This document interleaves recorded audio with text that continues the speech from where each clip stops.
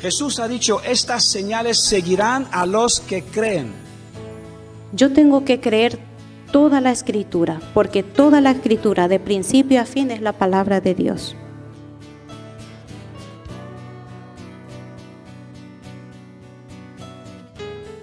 Y ese propósito fue venir a morir por todos para darnos, ¿qué? La esperanza de la salvación. No podemos vencer el mundo. Solo con el Espíritu Santo de Dios somos capaces de tener el poder de vencerlo y pisar. Con la Biblia hay que leerlo con humildad.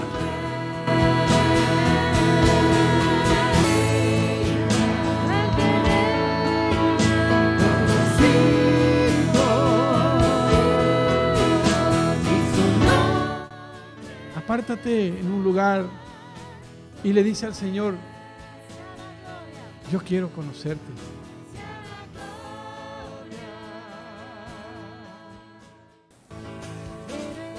Entonces, hermano, tu vida vale para Dios. Pero tenemos su promesa de que Él está con nosotros.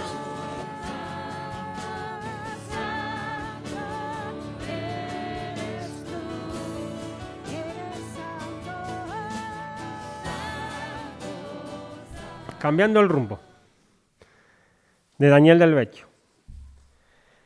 En Malaquías 4:6 se titula El Dios de la restauración. Malaquías 4:6.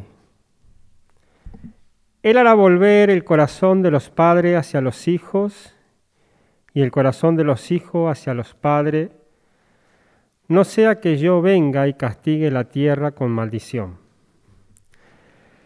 Dios promete la restauración de los hogares y la reconciliación de padres e hijos, atrayendo mutuamente sus corazones. ¿Alguien puede decir amén? Amén. La profecía de Malaquías es también para hoy. En día sigue cumpliéndose. Restauración de la familia, subtítulo. El Señor nos advierte con claridad sobre la maldición que supone la división de las familias y la rebeldía de los hijos. Vemos la evidencia de ellos en todos los males que sufre la sociedad: divorcios, abusos, abortos, inmoralidad, vicios, drogas, suicidios, violencias e innumerables sucesos terriblemente dramáticos que nos impactan a diario y van en aumento. En el corazón de Dios está el restaurar la vida familiar y las relaciones entre padres e hijos para revocar la maldición. Amén. Estando en Argentina, Daniel, hace muchos años, Dios me prometió que uno por uno mis hijos volverían al Señor. ¿Cuándo? No lo sé, pero sí sé que Él me habló a través del relato de Primera de Samuel, donde los amalecitas invadieron el Negev y Siclag, y David y sus hombres fueron expoliados, perdiendo todo cuando tenían, llevándose cautivos a sus familias. Si quieres ir a 1 Samuel, capítulo 30, versículo 8. 1 Samuel 30, 8.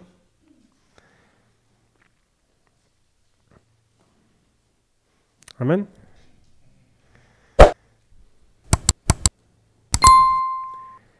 Dice, y David consultó al Señor diciendo, ¿perseguiré a estos merodeadores?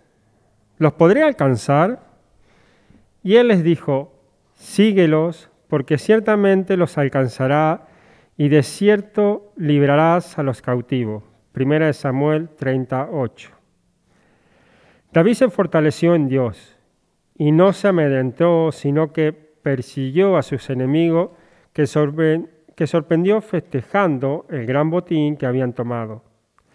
Unos versículos más adelante, 30:17, dice, y los hirió David desde aquella mañana hasta la tarde del día siguiente y no escapó de ellos ninguno.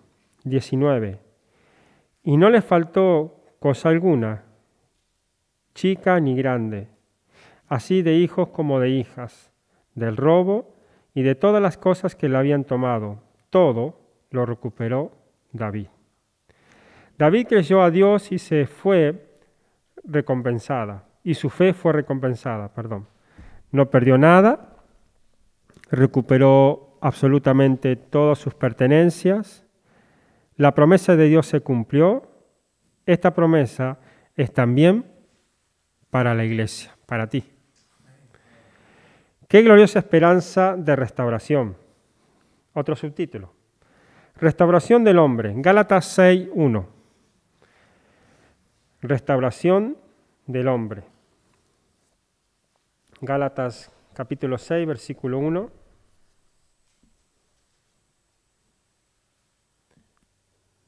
Dice: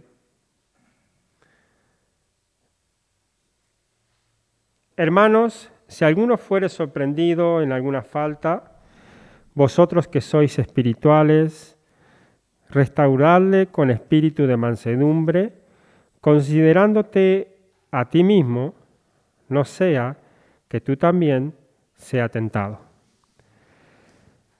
Observemos que San Pablo no propone despreciar, ni pisotear, ni arrojar piedras o apuñalar a quien falla, sino restaurarlo. Y eso es lo que Dios quiere hacer con nosotros, porque es Dios de restauración. Amén. Desde los tiempos de Adán y Eva, en el huerto del Edén, Él está trabajando en la tarea de restaurar al hombre a su estado original, es decir, a su imagen y semejanza. Amén. En aquel entonces el hombre era inocente, pero hoy ya no lo es. No podemos volver a la inocencia, es imposible. Tanto tú como yo hemos comido del fruto prohibido y ahora tenemos conocimiento del bien y del mal. Sabemos diferenciar entre el engaño de Satanás y la bendición del Señor. La palabra también nos enseña en 1 de Juan 5:16. 1 de Juan 5:16 dice, Nuevo Testamento, casi al final. ¿Sí? Amén. Dice, si alguno viera a su hermano cometer pecado, que no sea de muerte, pedirá y Dios le dará vida. Esto es para los que cometen pecado, que no sea de muerte. Hay pecado de muerte, por el cual yo no digo que se pida. Cuando vemos a un hermano caer en pecado, somos dados a criticar, juzgar y sentenciar. Señor, líbranos. Pero aquí se nos insta a pedir y Dios le dará vida. Amén. El apóstol Juan delega la responsabilidad de orar en los miembros de la iglesia en caso de que ese pecado no sea de muerte. Si Dios pone carga espiritual, no lástima, significa que el Espíritu Santo seguirá tocando, hablando e instará el arrepentimiento a esa persona. Todavía hay una esperanza para su rescate, pero hay pecado de muerte cuando se blasfema contra el Espíritu Santo, cuando se peca deliberadamente y también cuando después de ser amonestado varias veces se rechaza la corrección. Entonces, la Biblia dice, deséchalo. Y les dijo, en el párrafo anterior dice, y mientras conversaban entre sí, un extraño se le acercó y les dijo, ¿qué pláticas son estas que tenéis entre vosotros mientras camináis y por qué estáis tristes? Recordemos que cada vez que caminamos desalentados por el camino de la depresión, Jesús va a nuestro lado y escucha lo que decimos. Escucha lo que decimos. ¿Qué tú dices, qué digo yo cuando nos sale la cosa diferente a como esperábamos? ¿Cuál es la palabra y la reacción y la actitud que nos sale? ¿O cuando estamos tristes? ¿Cuál es nuestra actitud? Si nuestra esperanza está en el Dios de los cielos, en el Cristo resucitado, no como esos dos varones que iban de Emaús, hacia Emaús, que vieron a un Cristo, o sea, en ese momento estaban mirando a un hombre, no un Cristo, un hombre crucificado. Tú y yo, nuestra esperanza está en un Cristo, en el Cristo resucitado y reinando. Y que nos dice que estará con nosotros todos los días. Mis hermanos, eso hay que vivirlo, ¿eh? Eso no es leerlo y recitarlo y aquí en la iglesia, que bien y tal, o leerlo en un libro, en la palabra de Dios. La palabra de Dios te lleva a conocer a Dios. Y Él nos llama a vivir esta realidad en nuestra vida. Así que, hermano y hermana, en cualquier situación que nos encontremos o que probablemente lleguemos, porque dice la palabra, en el mundo tendréis aflicciones. Y eso no lo dijo por un tips para decoración o por un poema, no. En el mundo tendréis aflicciones. Pero, ¿qué dice? Confiad en quién. Confiad en Él, en el que resucitó, en el que hizo los cielos y la tierra, que se nos falla. Yo he vencido al mundo, dice luego.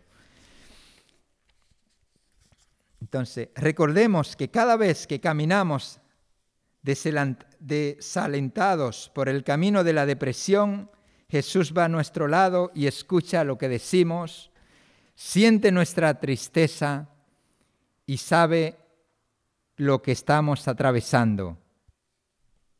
Siente nuestra tristeza. Acuérdate del versículo más corto de la Biblia. Jesús lloró. Lloró.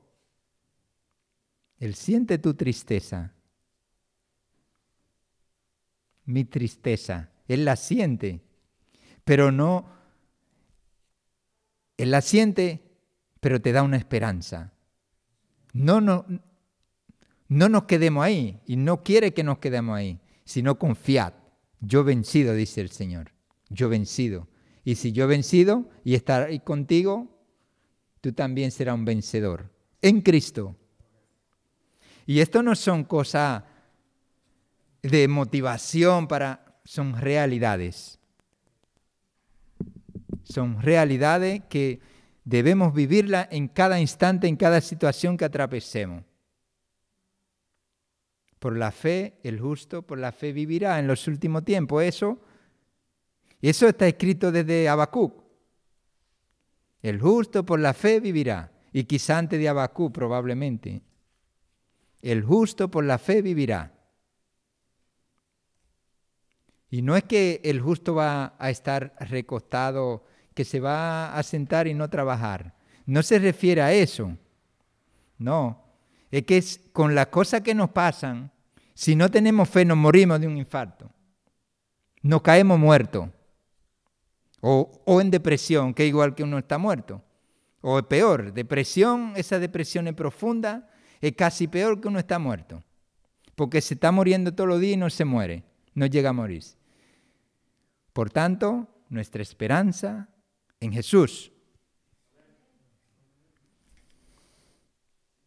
Uno de ellos, de los dos discípulos que iban hablando, respondió cuando el Señor Jesús le preguntó por qué es tan triste. Dice el hombre con su mente natural. Así que nos invita a reflexionar en el Espíritu. Pero nosotros esperábamos que Él era el que había de redimir a Israel. Eso está en Lucas 24, versículo 21. Pero no había sucedido. ¿Cuántas veces nosotros también esperamos que Dios haga algo?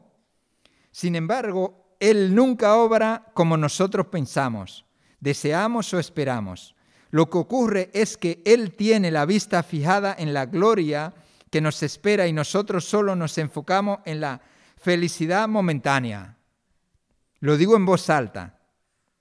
Muchas veces nos pensamos en la felicidad momentánea, muchas veces. Entonces, nuestra idea preconcebida de cómo Dios podría hacer las cosas se convierte en ataque y debilita nuestra fe. Y por ello comenzamos a murmurar y a quejarnos.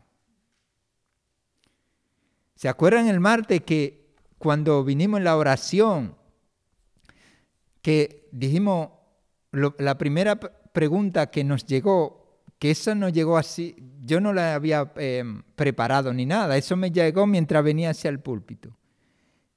¿Cuál es la razón primordial por la que el Señor Jesús vino? Y respondimos distintas respuestas, dimos, y en conclusión es por las almas. Ahora, eso fue por lo que Jesús vino. Entonces, nosotros somos sus discípulos, debemos de perseguir las mismas voluntades del Señor Jesús, las almas, lo más importante, y las cosas eternas. Entonces, mira aquí lo que nos lo confirma otra vez el pastor. Nos dice que nosotros a veces, si estamos buscando solo, somos cortos en buscar felicidades momentáneas, quedamos frustrados. Y luego muchas veces decimos que es un ataque de Satanás. Y no sabiendo que probablemente es o una prueba para que tú avances, para que tu fe sea más fuerte, o una disciplina del Señor, como dice en hebreo, que la disciplina en principio es causa de tristeza, pero luego es fruto apacible de justicia. Por eso, mis hermanos, enfocados en lo eterno. En lo eterno. No hacer como en principio estaban los 2 discípulos de Emaús, que iban cavilando y hablando en su mente natural. Y se frustraron. Si hubiesen estado mirando más allá, no entendían todavía, ¿no? El Señor obra en su kairos. Debemos cuidar las palabras que salen de nuestra boca, pues son poderosas armas que pueden hacernos bien o mal. Leemos claramente en Proverbios, hay hombres cuyas palabras son golpe de espada, mas la lengua de los sabios es medicina. Eso es Proverbios 12:18. En una ocasión, durante el tiempo que estuve en el hospital, una enfermera cristiana me reprendió porque estaba deprimido por mi estado de salud y mis palabras y mi actitud eran muy negativas. Ella me dijo, cuidado con tus palabras, pues lo que siempre vas a cosechar. Mejor vete, clama al Señor para que limpie tu corazón y después vuelve. Cuando volví, sin ella saber nada de mí, me contó que el Señor le había hablado declarándole, este hombre es como Caleb, que conquistó la tierra de Canaán y ganó más victoria en su vejez que en su juventud. Así va a ser con él.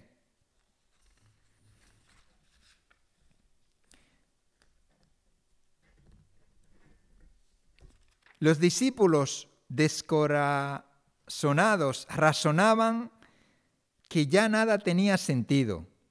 Estamos hablando de los discípulos de Emaús. Pero el Señor Jesús comenzó a recorrer el camino con ellos, interpretándole la Escritura a través de la profecía de Isaías, Jeremías, Zacarías, explicándole el sufrimiento y la muerte son necesarios para dar vida a otros. ¿Han visto la estrategia que el Señor Jesús utilizó en la situación de estos 2 discípulos? La Escritura. Ahora con el tema de Internet hay tanta cosa a la carta.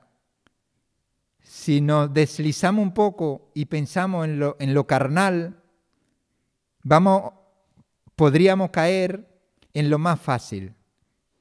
Vamos a ir allí a ver si el Señor me habla. O vamos a aquel varón o aquella profeta que me diga. El Señor Jesús fue a la Escritura, recitándole la Escritura. ¿Dónde vas tú y dónde voy yo en cada circunstancia?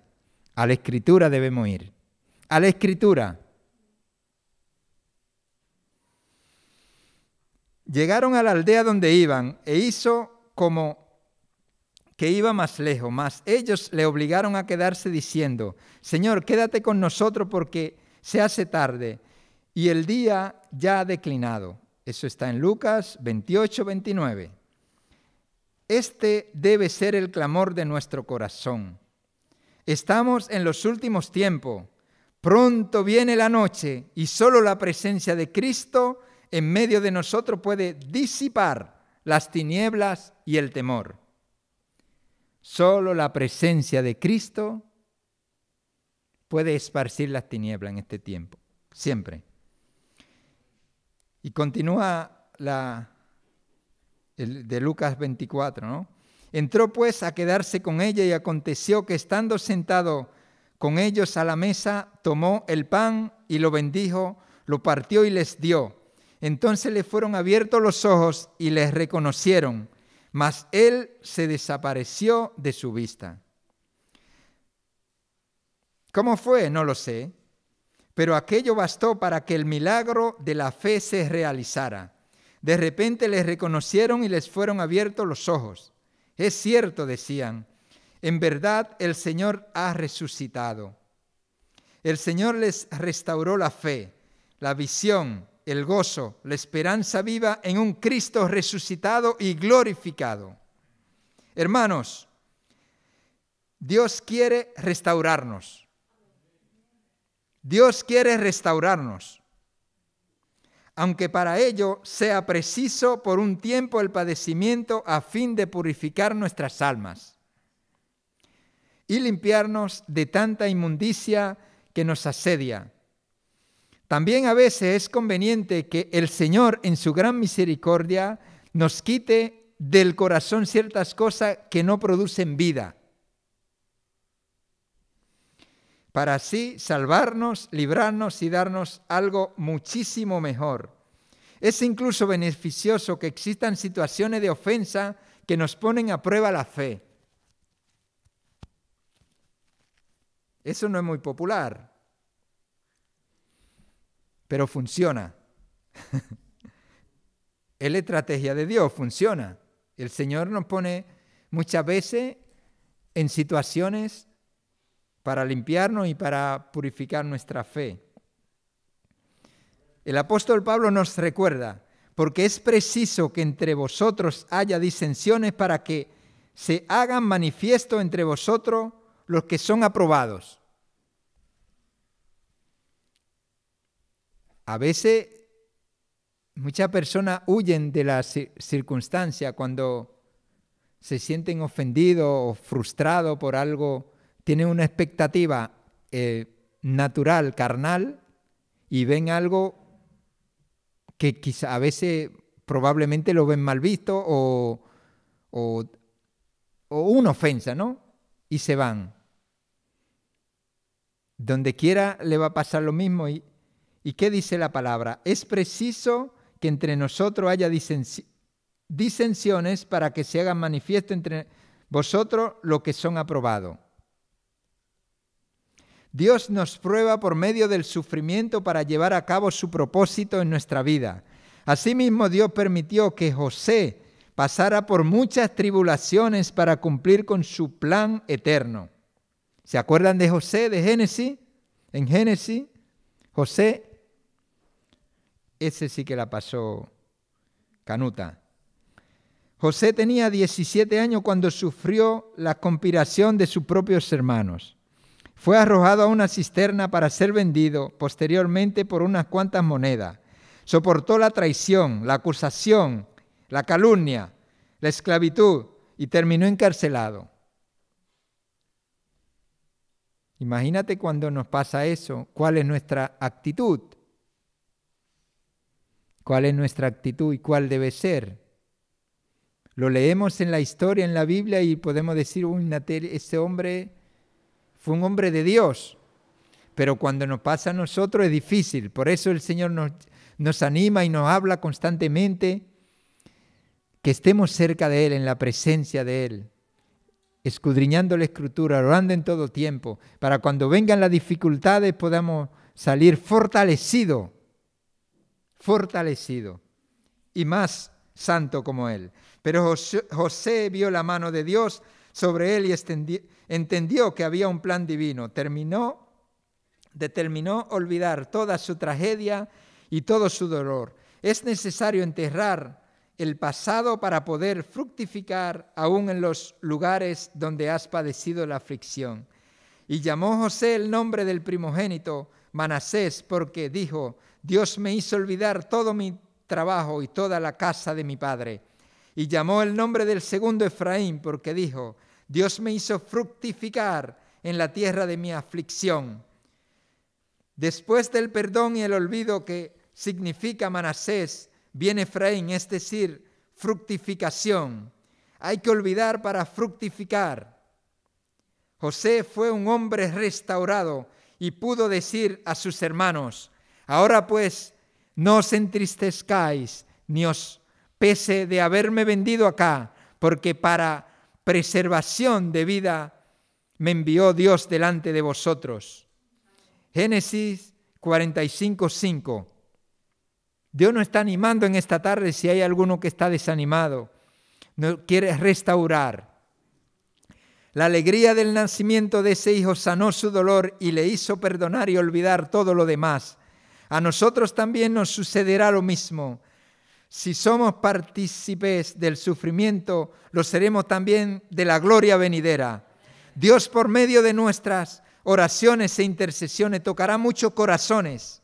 El gozo de dar a luz hijos espirituales que estarán aquí regocijándose en el Señor. Dios hará olvidar todo lo sufrido. Oremos implorando por un derramamiento del Espíritu Santo. Dios restaura nuestras vidas y envía un avivamiento a su iglesia. Dicho sea de paso, mañana vamos a la montaña a orar por las almas. Esto es un paréntesis. Sé tú partícipe en esto. Todo el que pueda ir, a las 8 de la mañana nos iremos y estaremos clamando por la causa que Cristo vino a la tierra. Y somos partícipes de esa misión que Cristo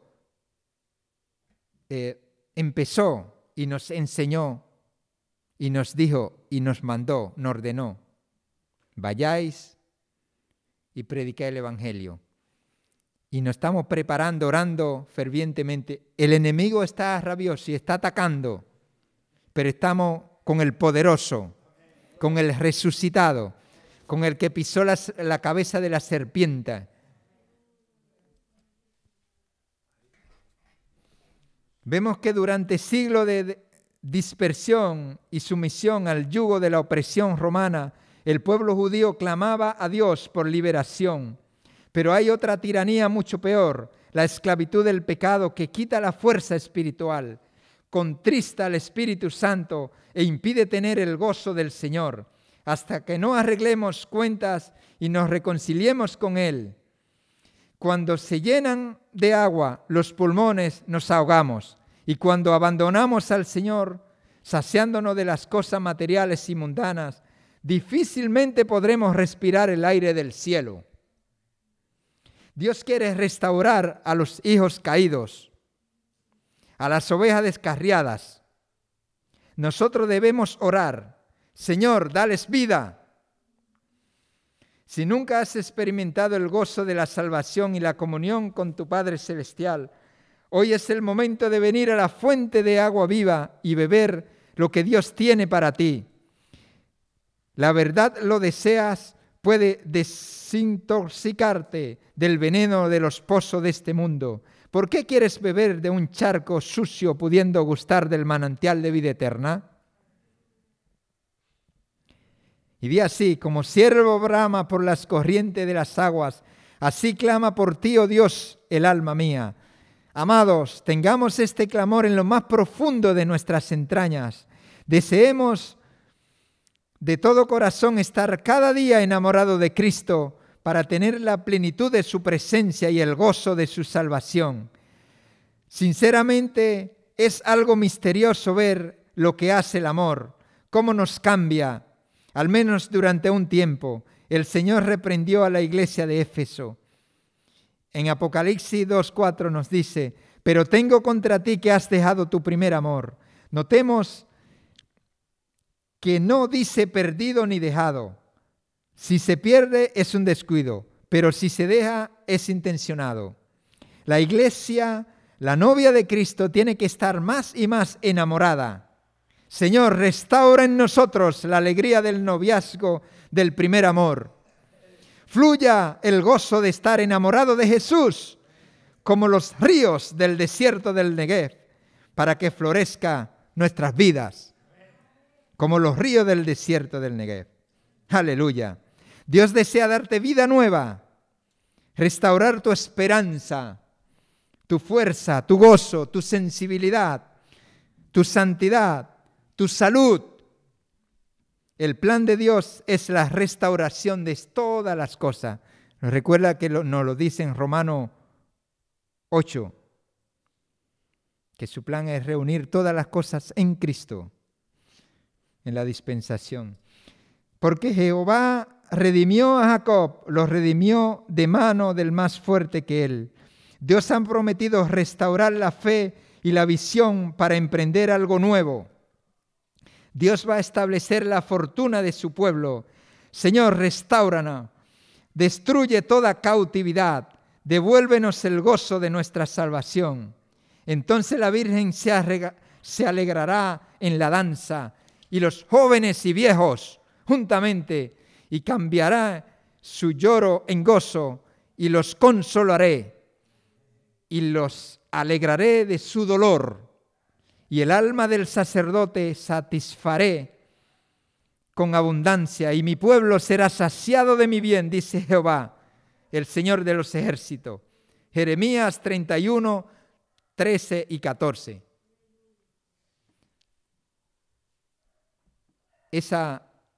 Ese texto lo voy a meditar y leer en mi casa esta noche otra vez. Jeremías 31, 13 y 14. Hasta aquí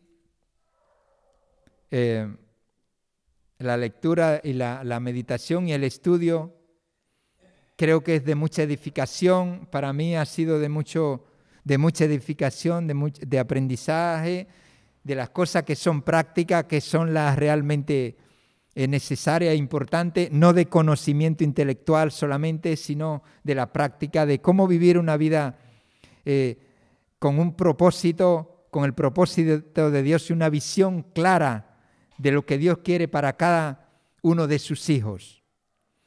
Del mundo quiere que se arrepientan. Ahora, cuando es hijo, quiere que tenga un propósito claro y específico, hacer la voluntad de Dios y ser victorioso. Entonces, el tiempo que nos queda, como hemos leído algunos temas, oremos.